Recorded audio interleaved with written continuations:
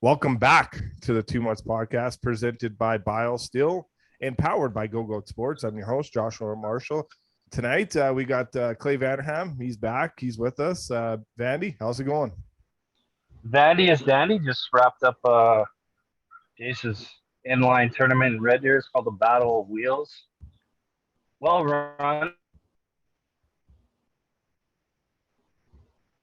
Oh, he froze up. So, well, Good start. it's a good start. Start over. He froze up. So he all those chirps of all those years of the new Sarepta and the St. Albert Wotopia Wi-Fi is all coming back to him. So we'll hopefully get Vandy back on. He's kind of creeping back in the picture now. Let's see. I'm here, no? There you are. You're there. You froze There up you for a couple Oh. seconds there. Okay, I don't know where you got it.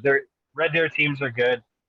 We didn't perform too well, but it was a good, fun weekend anyway. The family himself brought the dog to the hotel, and yeah, it was good. It was fun. That's good. That's good. How's the new pup doing, Vandy?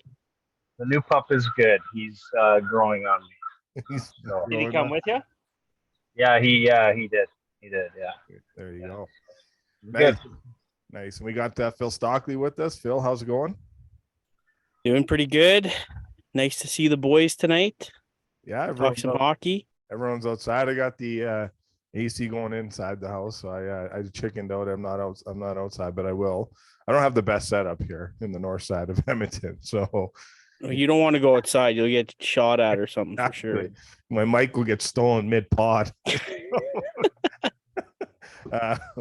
And we also got Brody McIntyre with us, aka Broads, the closer. How's it going? It's going great today, buddy. Had a nice day. Zero work, just chilled out. I had a nap on my deck around 1 o'clock. Got a little suntan in. Got up, had some food, a little dinner. Watched the Memorial Cup finals. Now I'm talking to you guys. Great, Nice. great day. Who won? I didn't catch it. Not Seattle. They Not lost. They got whipped 5-0. that? 5 Cobb. Yeah, Quebec. Wow, really? Quebec Ramparts won. Patrick Waugh wins again, and they put on. Were they as stacked as Seattle? I Seattle think was they're- obviously in my good. opinion, they're a little more skilled, Yeah. which is crazy to think. Mm-hmm.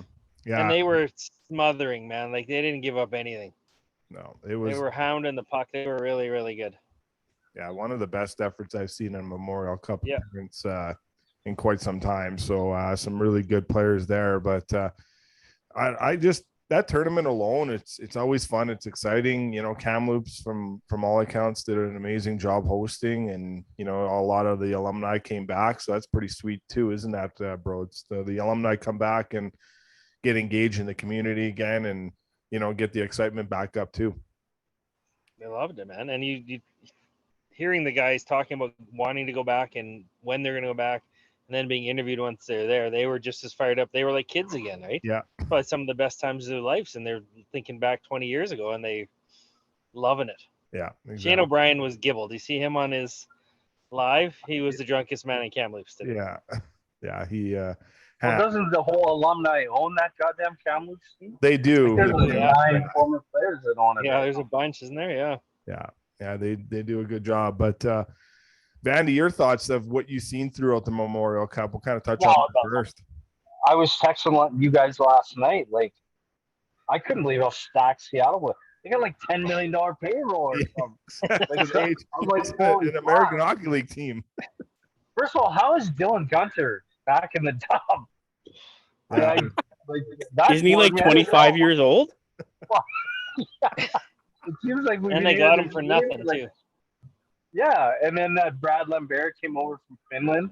Yeah. Like, That kid's Wow. unbelievable. Yeah. yeah, he's a good player, man. Yeah. Brad Lambert. But Quebec, I mean, I didn't. Unfortunately, you don't follow it until the semis and the finals, and then when you're in Red Deer and you got cable television, you got nothing else to watch. So you watch the Memorial Cup, and then that was when I started seeing it. Quebec beat them in the round robin too, right? Correct. Yeah. So yeah, They went undefeated. Well-run team. Obviously with Patrick Waugh there, and So is Why not? Patrick Waugh back in the NHL this season, guys, as a head coach? We're gonna go I around. say yes. Yeah, I say yes too. oh, really? Would you That's say an option for him? he's been interviewed, but the main job he was interviewing for is taken up by Coach Babs. Our boy Kami went off. I shared it on the story today on our Instagram story. And if anyone follows Kami on the gram, I sent him a text. He didn't want to comment at all. And then he finally just had enough and he commented. But that's Patrick. Well, maybe Babs is trying to reach out to him for a D coach. Yeah. Well, they obviously, defensive, Kami's an alumni, right, in Columbus. So What do we have out there for head coaching jobs this year, Bosco? that are taken now. So Brunette That are open right now. Open positions. So Calgary, Anaheim, New York are off the top for the three right there. I believe everyone else, I can take a quick gander here as we talk, but I think I know I know Anaheim was Anaheim's. Yeah, sorry to put you on the spot. I'm just kind of thinking to your question, if Patrick Waugh gets a. Yeah, I think that's it, because obviously, Spencer Carberry goes to the Capitals on a 4-year deal, which is pretty rare to happen. So, but yeah, that's about it right there. We'll see what happens in Ottawa. There's still some conversations of what things could happen in the Capital, but I believe off the top of my head, I only think there's only 3 openings now. Everything else pretty much seems to be pretty good there on that front. And because Stauffer said he thinks he'll be back this year too. Correct. Yeah, he did agree with that as well. And so where do you see him landing though? Well, I think I don't think we thought Babcock was coming back, but Babcock can't get announced until July 1st because his contract with the Leafs goes right until June 30th. So yeah. So you won't be able to get back into the mix there. But yeah, I think with Brunette going to Nashville, we'll see what the Rangers do here. Like John Hines has been interviewed, Lavallette's been interviewed. Lavi's coached almost every team in the Metropolitan Division. So it's kind of interesting. He's almost coached every single team, and then we'll see what happens there. But I think Patrick Waugh resurfaced, because it might not be until a Waugh thing might not happen. Is he not the owner of the Ramparts? He is, yeah, owner and general manager too, head coach, owner. So they can move to the NHL even though they own. In his contract with his own team, he'll probably have it saying, "Yeah, I can leave at said time." Kind of. Okay. I think we're gonna see. I wouldn't even be surprised. I wouldn't even be surprised if we see Brent Sutter back behind the bench in Red Deer, where you just were. Him and Steve Konowalchuk really didn't see eye to eye. They were up 3-0 in that series against the Saskatoon Blades, and the Blades came back and won that series. That they did. I thought they. Yeah, there was. Yeah, they had a hell of a season. After they're up 3-1, I think it was when they went to the game 4. Even Stoff talked about it. Northers now there was a disagreement between Konowalchuk and Sutter, and so was this public or? It was somewhat public. It was there was a mutual parting of ways. Like Konowalchuk, I think, had a year left on his contract, and he just parted ways at the end of the year, and just a disagreement in kind of the coaching and the personnel, and head coach had final kind of say when the owner and general manager's trying to help out too. But so I think it's public knowledge now in the junior ranks that happened. Like it was, you don't really see this happen in the game in general where you're up 3-0 and you lose. So we'll see what happens there. But junior ranks is looking pretty good right now, and hockey's at a premium, and and Gary Bettman spoke yesterday, and everyone wants expansions, and we're seeing what teams are going to go for. And this is our NHL report sponsored by Sheena Boychuk. But it's kind of interesting how all this stuff works out with the NHL. And Gary's kind of comments yesterday, I don't know how much of you guys seen or heard, but just more or less on the fact that and he did get grilled on pretty much all the main topics, the salary cap, talking to, agents and players and stuff like that. They think it's going to go up $4 million. Gary put cold water on that again yesterday, said it's only going to go up $1 million. So, He says George Peros is the best person in NHL player safety. There is no issues at all with the NHL player safety, so that was kind of there. And they always say that. Yeah, exactly. And then they're going to support their guys. 100%. Yeah, they have. Yeah. And I think that the most intriguing thing came out of it was because the body cam footage came out of the Valerie Nichushkin situation, came out this week on Twitter, and so that got leaked out and it was out there. But he's eligible to play. He's not suspended by the league. He's not suspended by Colorado, and everything's good on the up and up. I know Frank Saravalli said that he was never going to play another game in the NHL, so obviously that's not going to happen. Gary cleared that. So yesterday, and Bill Daly, but we'll see if anything happens further. But sounds like there. And then the NHL also wrapped up their investigation with the London Knights situation. So now they're just waiting for London police and another report to be filed, and then that will the sanctions or whatever is going to happen on that situation will end up happening after the Stanley Cup final, from the sounds of it. So sorry, I don't know about the London Knights thing.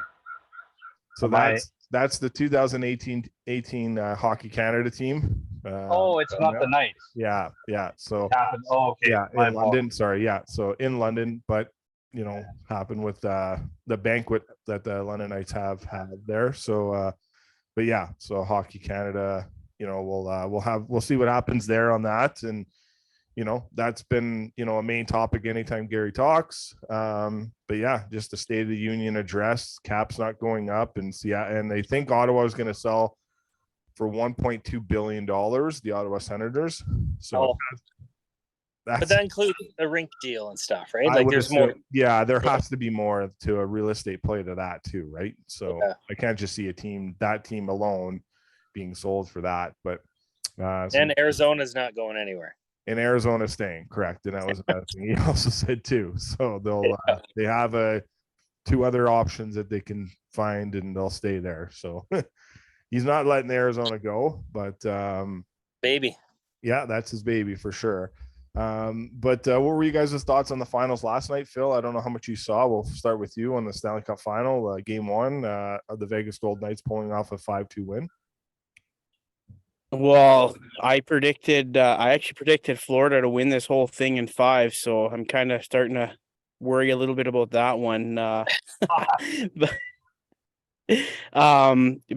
I don't know. I thought Florida played good. I thought they looked good early in the game, and then slowly but surely, like that stingy Vegas defense just kind of stopped them and shut them down. And that save by Aiden Hill too, like that was a turning point in that game.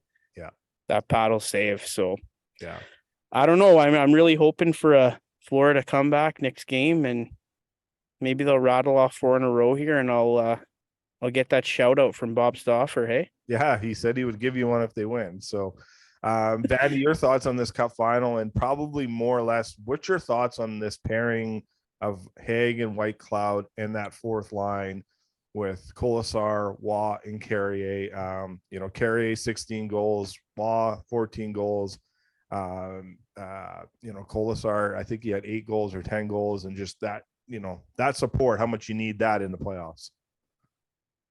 Well, I think of the teams left after all the big boys got knocked out, this would be an NHL dream for them. They want this matchup just because you got two teams that are you've got big name players, and I know you've got them on every team, but they match up so well together, and I think you're going to see a good. Yesterday I think he was a product of Florida coming out guns a-blazing. And Vegas plays that rope-a-dope style so well that they'll take 5 to 6 minutes of pressure, but they won't give anything up. They'll keep you to the outside. Yeah. And I don't know about, I think, like I say, I think it's an NHL, Bettman and those guys. I think it's a dream matchup for them, considering you didn't have Boston or Toronto or Tampa Bay, that kind of thing. You know what I mean? Yeah. And what? Bro, your thoughts on this cup final and the excitement it brings too? Well, I'm not gonna lie, I'm not that excited. I think there was too long of a break, and I'm kind of like, all right. I'm not. I wouldn't say I'm moving on, but I watched a little bit of it, but I don't know, man. I think it's gonna take me a little bit to get back into it. I think the break was just too long with just the way the scheduling worked out. As far as the game though, like Vegas is like they're a wagon, man. They just roll. They're big D. They play the right way. It reminds me, like I mentioned this our last podcast. If you get good goaltending and you can check, you can win. And they do that. All four lines do it. I love watching that fourth line. They're unbelievable. Like they're probably the best fourth line in all of hockey.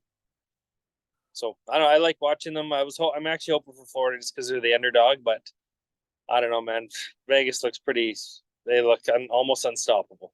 Yeah. Well, that line like Haig and Whitecloud. Getting back to what you were saying, like they're heavy players, and that's the way Vegas plays. Remember, I think I mentioned it a couple pods ago, but where Vegas just looked that much bigger than Edmonton for whatever reason, I don't know, but they're just that fourth line is heavy, and they come at you and they can skate, and then you've got Haig and Whitecloud, and Haig's a piece of shit to play against. You can just tell that he's probably always yapping in your ear, that kind of thing. Whitecloud's just, I mean, you got to bet. D-Man, was he not with Pittsburgh? You know, did he win a cup with Pittsburgh, if I'm not mistaken? I don't know. But who's this? Haig? Whitecloud. No, they were drafted and developed through the Vegas system. Haig and Whitecloud. So. Nice. Oh, well, there you go. I mean, yeah. I like that they cycle it play. Like they're Hagelin. down. They play whole shifts down low that fourth line, right? They're not even looking to score. Quiet and, like 20, 30 seconds. Just I'm gonna beat the shit out of you for 20 seconds. Yeah. They're I agree with you, Broads. It was 4 or 5 day break. I think a lot of people said that, like they wouldn't get into it right at game one. It'd probably take maybe the end of game 2, if not more game 3, to get into the series. But if this is kind of the way it's going to go, it might not be a long series at all. Florida's still searching for their first ever win in the Stanley Cup final. Obviously, the last time they were there, they lost to Colorado in 96 and they got swept. But, and this was their first road loss. They went 8-0 going in on the road. So a little bit of adversity. But as, Paul Maurice said, everyone just fucking breathe. So yeah. I love a baddie comment right. That's a buck, bud. Yeah. So it was pretty interesting to him. Just breathe. We lost game 1 against Boston, and look what happened. So it's probably far from over. They had the longest break, so maybe they need to get their gears going. Like 10-day break for them, which is not ideal in any situation. But yeah. And I don't know why. I think the reason why they waited, because for the first time ever, they really wanted to in line with the NBA finals. So it's day off. So when they're not playing, the NBA finals is so, because they always but they could have started Wednesday. They could have, they definitely could have, but I don't know why they waited. Friday, they could have. Yeah. I guess you want Saturday. But. Yeah. So we'll see how things shake out. The NBA finals, they had their game 1, and then they had a 2-day break. So they're back at it tonight, and the Miami Heat are up 107-95 with 3 minutes left in the fourth. Here's why I thought Whitecloud came from Pittsburgh. I was thinking of Ben Lovejoy. Oh, okay. Yeah. But to me, that's how I comparable. They're right shot defensemen, both of them, so I can see why.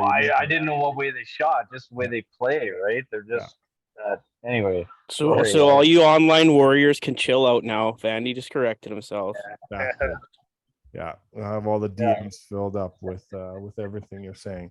So I would say, we'll see kind of how things shape out in this series. It's definitely far from over, but I think there's some great talking points, some great interesting storylines, and Jack Eichel, playing good. And, I think a lot of people, when they watch the game, they, just my brother and his buddy were here last night, and they said that the stone goal was a high stick before it went in the net, and that was kind of ruined. Close. So it was close. But yeah, I agree. How about Is it Longrim? What's his Lingrim? Longrim? Ryan Longberg, yeah. Longberg. Yeah, I think he missed an empty net too. Like, yeah. Could have changed the whole game as well. Yeah. Oh, look at the Denver Nuggets might making a comeback here. So see how that goes. But yeah, we'll keep everything, posted on that. It would be fun.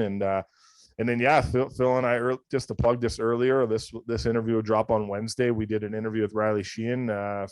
He obviously played overseas, but long time NHL player, over 600 games. So it was a really good interview. So that interview will drop on Wednesday. So we're looking forward to that. I think a lot of people will be intrigued on that. And I think one of the cool things he talked about, guys, and I know you guys haven't heard it yet when you did hear it, but he went 79 games without scoring a goal, and then he got the last 2 goals in the Joe Louis Arena before they closed the doors there, and kind of changed his season around. But tough year, but a good ending to a tough year. So he dove deep into that, of how big of a struggle that was. So I think that will be a little bit of an eye opener and a good, conversation piece. And I think the whole interview itself was really good. Wouldn't you say, Phil?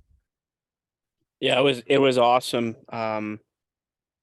Yeah, like you said, it kind of like, and we talked about it before the interview too. Like, we just weren't sure like what road it was going to go down and what conversations we were really going to talk about. But I don't know, it was a really good interview, really good flow, and I think we touched on a lot of really important, good topics and got some really good stories. And yeah, really good guy for sure. Yeah, I used his Schwartzy would always come to practice with the little kids, and he'd always just grab a random stick.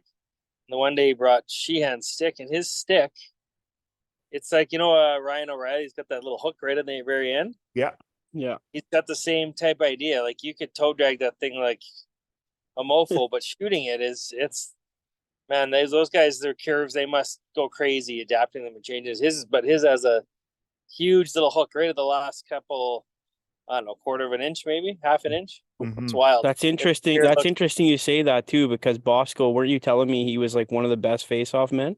Yeah, well, and Ryan O'Reilly is too, right? So exactly, yeah. So you kind of wonder if it's a face-off tactic too. Maybe on the forehand side they can hook it back a little bit. Yeah, exactly. Yeah, so I guess the big news here, guys, is just like our boy Kami said, in his kind of video message on Instagram, that he's seen this act before. He thought it was a joke with Babs coming back. Now he is. Vandy will throw to you first on Mike Babcock coming back in the NHL with the Columbus Blue Jackets. Initial thoughts? Well, yeah, I mean, I'm really surprised he's back in the NHL. I thought he would. I mean, it's not like he needs the money, right? So. Well, yeah, and I mean, to me, at some point, if everything that's said about him is true, the threatening and you can't coach like that anymore. So, but again, everybody deserves kind of a second chance.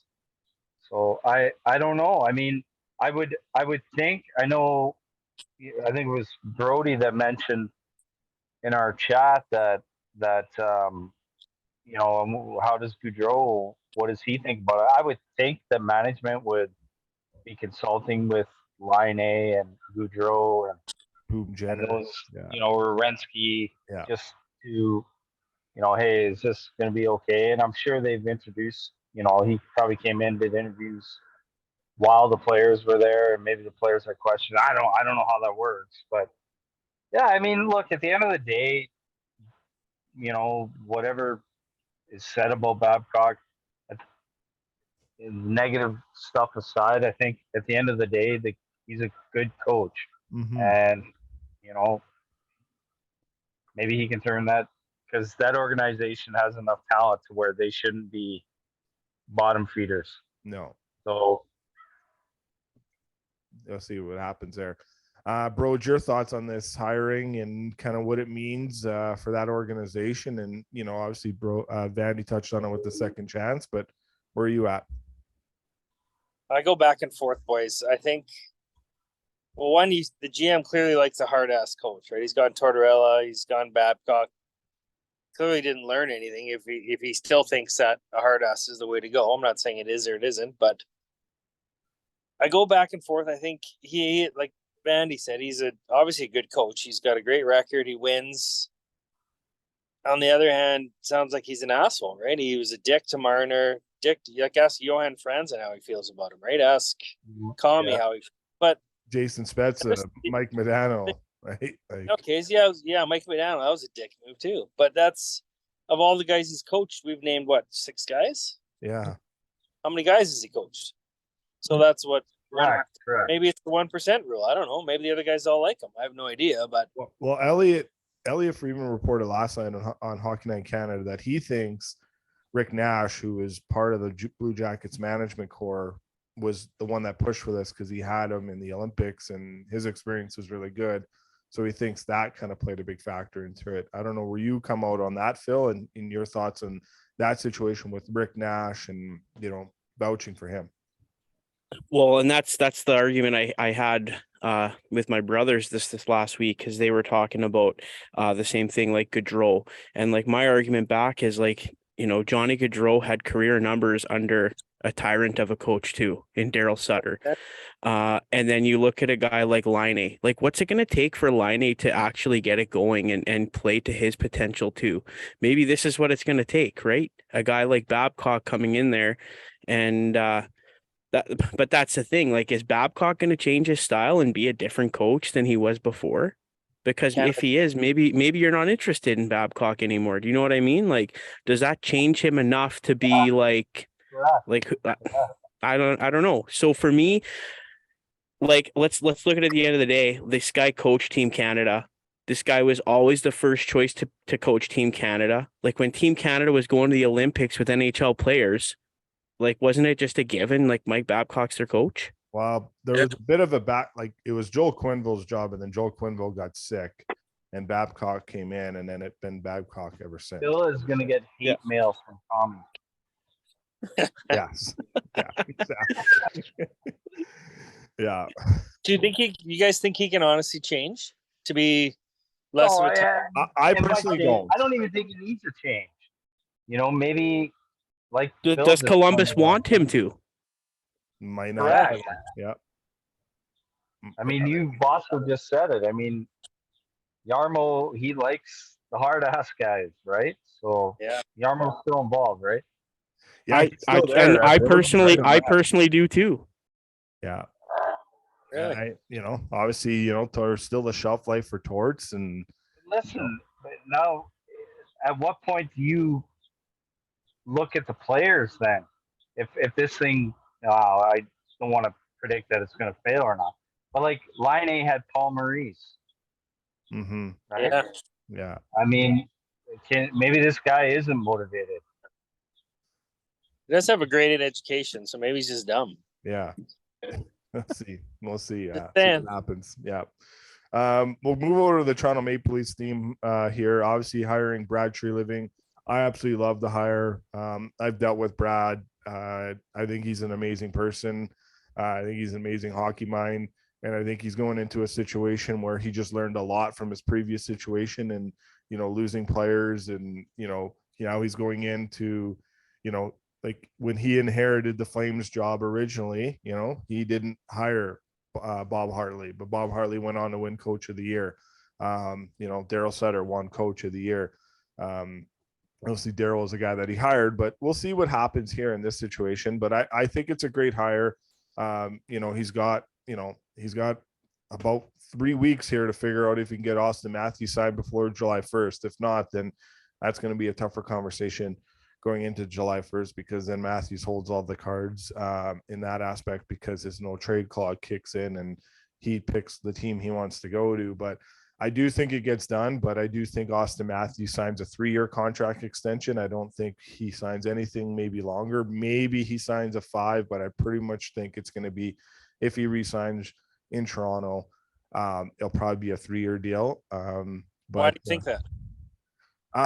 Just because, I don't think Austin Matthews is the type to, we've seen it before with this. It's the same thing over and over again now, because when Matthews was up for his entry level, it was Matthews first, then it was Nylander, then it was Marner. So, and obviously Tavares came in with the free agent thing. So now it's the same thing all over again, but the situation doesn't change. Nothing really changes if you bring those guys back. And now I understand Brad said this isn't about the core four, isn't about the four, it's about the Toronto Maple Leafs. But nothing from the outside really changes if you bring all those guys back. I do think one of the four have to be traded going into next year for any kind of change in that situation, because, you know, I think what they did in the first round against the Tampa Bay Lightning was good. They were not the better team, but they found a way to win. When they played against Florida, they could not score for the life of them. So something needs to change in that aspect. Now, for him, I just don't see Austin Matthews being an 8-year kind of, I'm signing 8 years, because I think at the end of the day, I think you know, he wants the success and he'll have the success if he gets it. He's getting a lot of money regardless. He will be the next highest paid player after Nathan McKinnon in this contract. And then Draisaitl will be higher. And then McDavid will be higher after Draisaitl, because that's how it's going to go, in my opinion. But I still think listening to more interviews and more people talk, I was convinced 2 weeks ago that he was going to leave. He was not going to stay. For some reason, I feel like he's going to stay, but I think the only way he stays is there has to be some certain changes happening. And then also, I think he only signs a 3-year contract extension. Now, Elliot Friedman thinks he signs a 6. Elliot's way more connected than I am, but I think 6 is too high. Brody, your thoughts? I think they should trade his ass, is what I think. Mm-hmm. Love it. Get rid of him. I don't think I think he's going to go to LA, and I think you can't risk if it's not done by July 1, so in the next whatever that is 27 days. Yeah. You got to trade him before that. I'm sure draft, they know right? already whether he's re-signing, but I wouldn't be interested in giving him $13-14 million a year. That's anarchy. I'd trade his ass for a couple first round picks, a couple prospects, and you're a better team, man. What they need is a second pairing or two second pairing defensemen. Yeah. Trade up 2 of those and a first round pick, and you're a way better team. So they have no bottom 6 forward signed for next year besides Sam Lafferty. That's it. So, and it's not so how are you going to get those if you're signing a guy for $13 million? correct. Yeah. And the cap only goes up $1 million. So yeah, you need to figure something out. You got Matt Murray on the contract for about $5 million next year too. So that's another anchor that you have. Joseph Fall probably ready. When I watch the Leafs too, I love watching Nylander play. Mm-hmm. You can't move Tavares, and I love watching Marner play. But, he's the one dishing, making all the moves for Matthews. Don't get me wrong, Matthews is excellent, but I mean, to me, I'd rather have Marner than Matthews personally. Yeah. I think, and it's more or less, it's driven Toronto centric that he's going to resign. It's outside of Toronto centric that the conversation is more Matthews gets traded at the draft.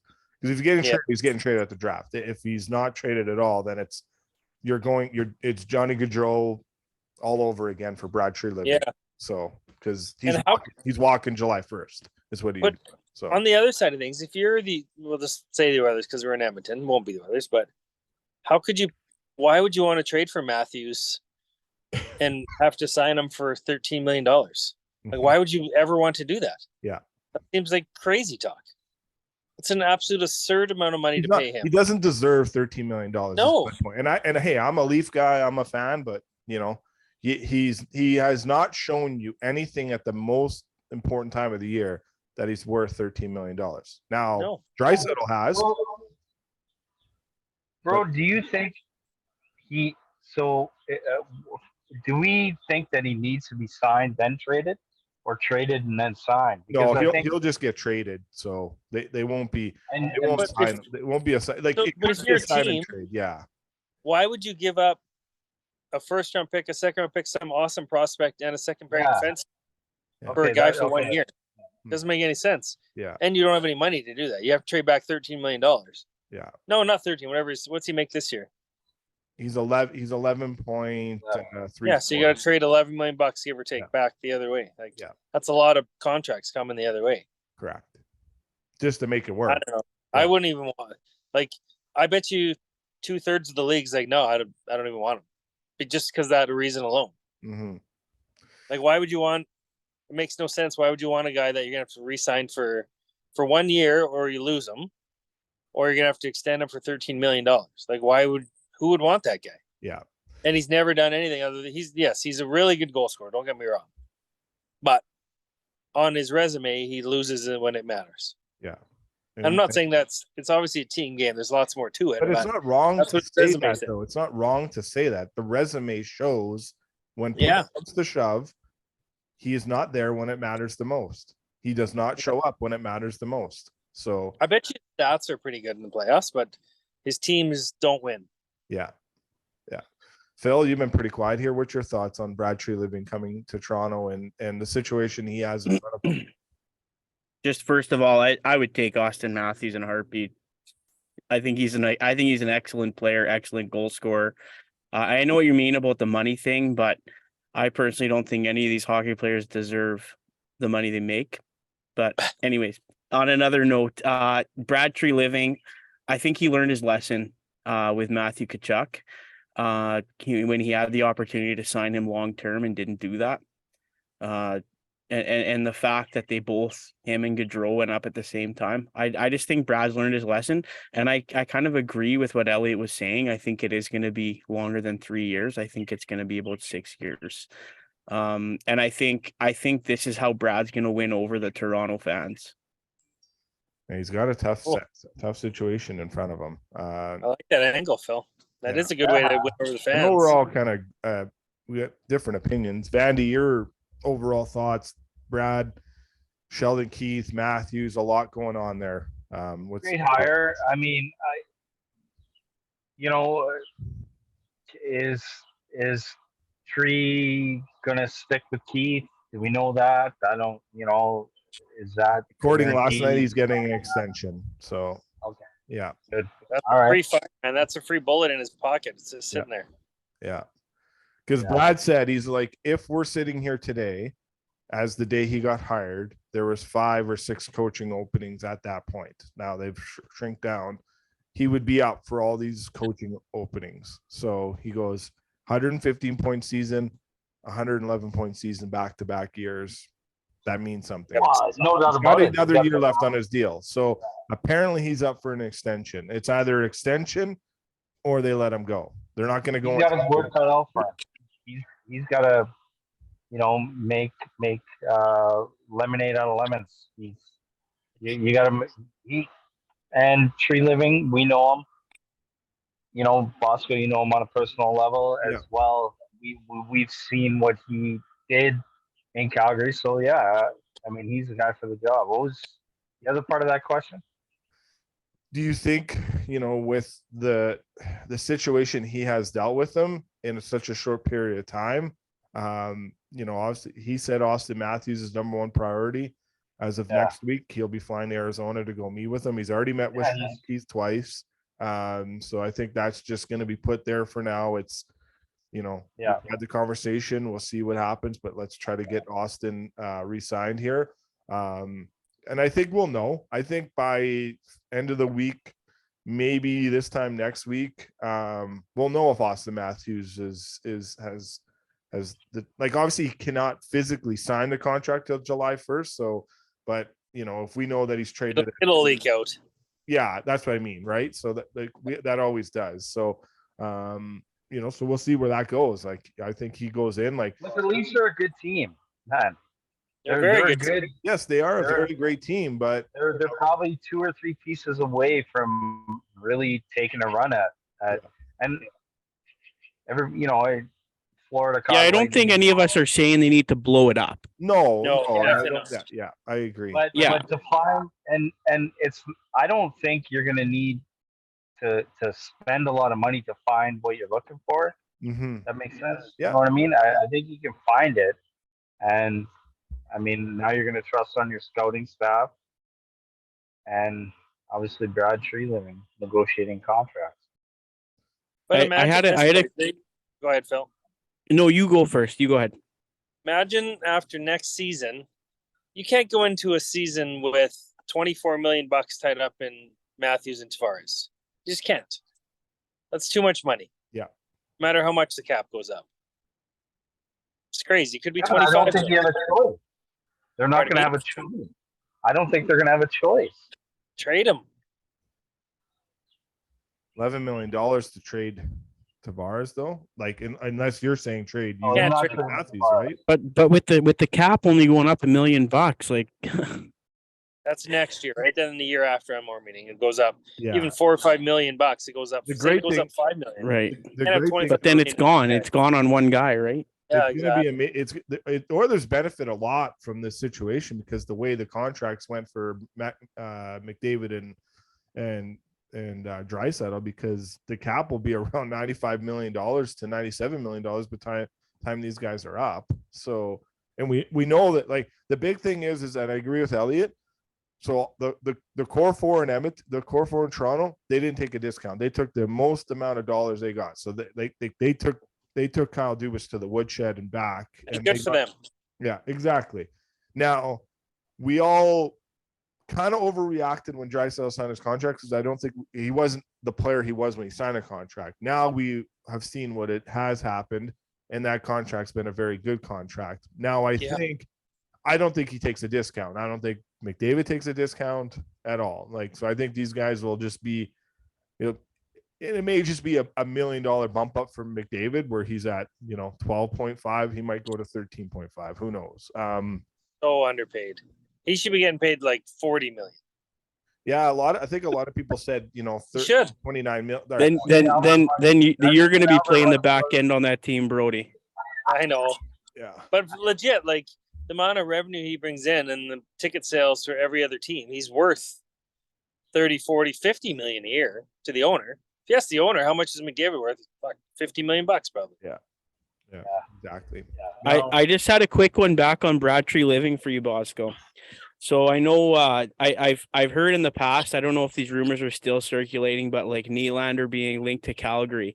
Do GMs usually typically have issues dealing with their old teams? Like, do you know how that usually goes? Most teams in history have like, you look at, for instance, when Rutherford was still in Pittsburgh and then Bill Guerin went to the Minnesota, like they dealt with each other, right? A lot. So like those situations happen. So, obviously there's a close relationship between Connie and Tree for Calgary and Toronto now, but I It's all business, hey? well, I don't know, man. Like, I think It's not like Tree Living got Calgary fired or Calgary doesn't have the money to get Nylander. So it's just no. right. So like It was just almost like a hypothetical, right? Like what's like that? former G. It was almost like a What's that, Vandy?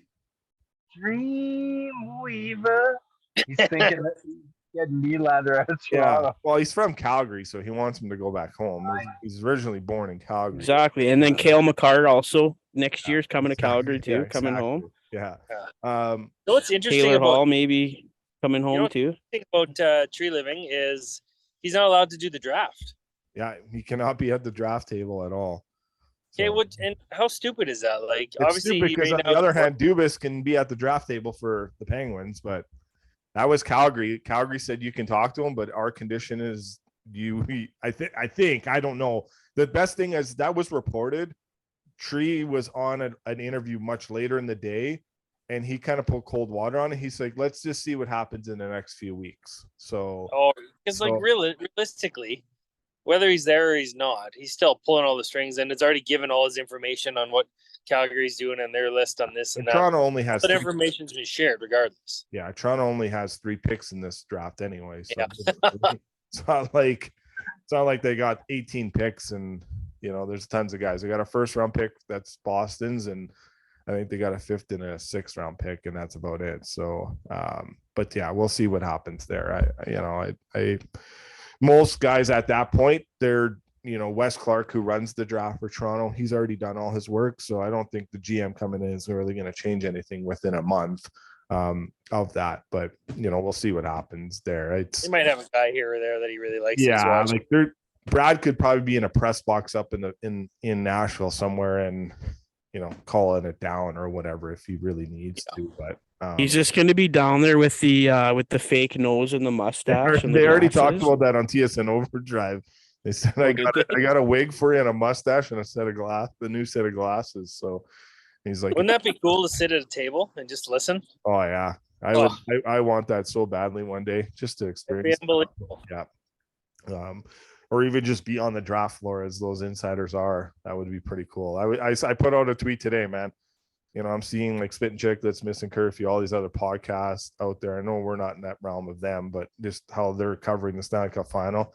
How cool would it be for us to, you know, it's beautiful weather here in Edmonton, but how cool the four of us being in Vegas right now, you know, breaking down a panel inside T-Mobile Arena. So that's the goal, guys. That's the goal. We'll keep trying. 5 years. We're 5 years in. We only got one media pass for one organization. That's the Flames. So we'll keep working at more here as we maybe when they're in the finals next year, just like Vegas did this year. Exactly. We'll see what happens. Right, boys? Yeah. But yeah, we'll move on to Kyle Dubas getting hired as president of hockey operations and then having the interim GM position. Brody, thoughts? 7 years this term is too for him. I am very shocked at this. Obviously, the break between the communication between him and Brendan Shanahan was power. He got it in Pittsburgh with the Fenway Group. Thoughts? How much did he get paid, or is he getting paid? Yeah, he's probably, I think, around $6 million is my guess. That's just a wild guess. I haven't dug that deep into it yet and asked around, but you know, I just don't. I don't know what he's done to deserve this. Yeah. Like, and no disrespect to him. I'm sure he's brilliant, but what's he done? He's got a good regular season team that never wins in the playoffs. So the youngest. I guess somebody's got to be the youngest poho ever, but yeah, I don't see why he's deserving of this job. To be honest, maybe hopefully he proves me wrong. I'm sure he's a nice guy. I don't know, but it seems nuts to me to hire guy in his 30s who's never done it before and give him all that autonomy. Who's never done. It's not like he's won a Stanley Cup or been to a finals or been to a semifinals or conference. Right, he's won one goddamn round in how many years? Yeah, 5 years. Well, 9 years with that 9 years with the Leafs organization. He did win a Calder Cup with Sheldon Keefe, so the Marlies did win a cup there. He was the assistant general manager, so on an NHL level, he has won, but on the NHL level, where he was hired to be in the NHL level, you know, that just didn't work out. And I'm a dude on a podcast selling houses. Yeah, and I can see the holes before the start. I'm like, Toronto doesn't have good enough defense and shitty goaltending. They can't win. Yeah, that's me. And sure enough, they don't have good enough defense and shitty goaltending. They're not good enough. No. And this is the guy now. He's getting promoted for having a flawed team. I know every team's flawed because of the cap, but I mean, you're not going to win 10-8 in the playoffs. You got to have some sort of defense. Yeah. So I don't know. I'm not a big fan of that. And he's going into a pretty shitty situation. Those guys. I think out of all the organizations that you would get hired to, that's probably the biggest crap sandwich you're getting. Well, and you wonder, you know, was he brought into this situation knowing what's ahead, forthcoming for this organization? Like, because your shelf life window is 2 years, really. Let's forget about him getting hired. But the fact that he took this job and, you know, potentially could be there or have say in, you know, Crosby and Malkin and these guys eventually moving on. I mean, you better get a return for all those guys, or he won't. They'll all retire there, I bet you. Well, yeah, or at least a couple of them. Right? Like, what did he build in Toronto? Like, it's just dumbfounding. Yeah, I don't know. When it came to negotiations, he caved in Toronto, right? So it is a tough one for sure. I don't know. What do you think? Crosby took a discount on his last contract, so maybe he's like, let's get Dubas in. Yeah, Dubas will sign me for $20 million for my last 2 or 3 years. 87. Yeah. $87 million contract for Sidney Crosby. 1 year AAV is 87. Phil, I'm just getting distracted by this, like a crow going crazy at somebody's house. Yeah, I can hear it. That's Millwood. My house. That's got to be Millwoods. We don't have crows in St. Albert. Yeah, Millwood. Yeah. Anyways, no, I don't know. It's like a little bit depressing when you see like this. How old is Dubas? Like 34, 35, something like that. Young, yeah. It's crazy. And he's like the president of a hockey team now. But I don't know. Maybe they like the fire. They like the fire in his belly when he was like scrapping with the Tampa Bay Lightning fans. Maybe they thought, you know really what, smart, we need a guy like that. Yeah, very, very bright, very smart. So I don't know. Yeah. He We'll knows see a how many lot more guys he about it brings over. about hockey than me. So Yeah, we'll see how many guys he brings over for sure. Just a bit of a, you don't see 7 years for manager positions very rarely, right? So I think usually it's like a 5 year, and then it's kind of up at that point. So What's your thoughts, Bosco? yeah, I agree. Like he hasn't done anything as a Leaf fan, and I guess maybe in the argument is this past year was the best year he ever really assembled somewhat the best team he can probably somewhat assemble, but goaltending was still an issue, and the back end was still an issue on getting the puck out. Like there was no issue for them defending. The issue with the defense was getting the puck up to the forwards, so it's not like they really got blown out or they're slower or whatnot. Like they just could not get the puck out to their forwards at all. So that was their problem there. But yeah, we'll see what he does. And again, I'm a guy that works in construction, and he's a guy in the NHL. So so there's always that argument. And we do a podcast for a hobby, but we'll see what happens. And at the end of the day, I hope the success for him. I hope success for everyone. But at the end of the day, it's hard to win, and he's around an amazing group that can win, and he's around an amazing coach in Sullivan who's won before. So we'll see what he can do and see what kind of odds he's able to bring in there. But anything else you guys want to add before we sign out here, because we gone to our hour window? I got a question for you. You just said you wish that's success for everybody. Do you wish success for Mike Babcock? You know what? Just because I think it's so close to home, because Kami's a good friend of ours now.